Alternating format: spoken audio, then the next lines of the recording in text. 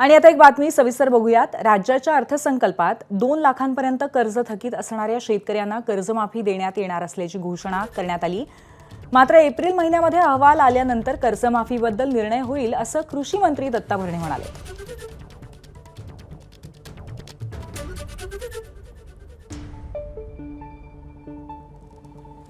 याचा किती शेतकऱ्यांना फायदा होणार आहे आणि कशा पद्धतीने आता हे आकडे गोळा करण्याचं काम चालू आहे, बऱ्यापैकी काम संपत आलेलं आहे। पण निश्चित प्रकारे या राज्यामध्ये खूप चांगल्या शेतकऱ्यांना, खूप मोठ्या शेतकऱ्यांना, मोठ्या संख्येनं शेतकऱ्याला याचा फायदा होताना आपल्या सगळ्यांना दिसेल।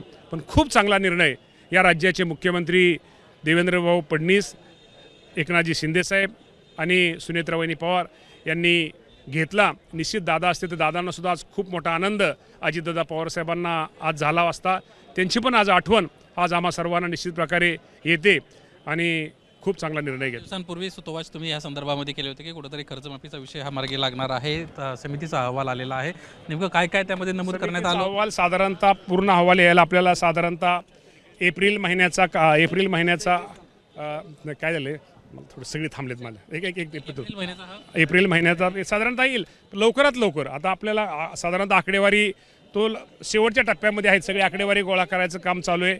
आणि राज्यामध्ये किती शेतकऱ्यांना पीक कर्जाची थकबाकी आहे, किती शेतकऱ्यांना तिथं मदत केली पाहिजे, ज्याने रेग्युलर शेतकरी किती आहेत, रेग्युलर शेतकऱ्यांना 50,000 रुपये दिले किती रक्कम लागेल, हा सगळा विचार करून हा निर्णय आपण सगळ्यांनी घेतलेला आहे। धन्यवाद सर आमच्याशी बातचीत केल्याबद्दल। एकंदरीतच आपण पाहतोय कर्जमाफीच्या संदर्भातला देखील जो महत्त्वाचा निर्णय आहे, लवकरच समितीचा अहवाल येईल आणि त्यानंतर पुढील जे निर्णय आहेत हे देखील पार पडणार आहेत।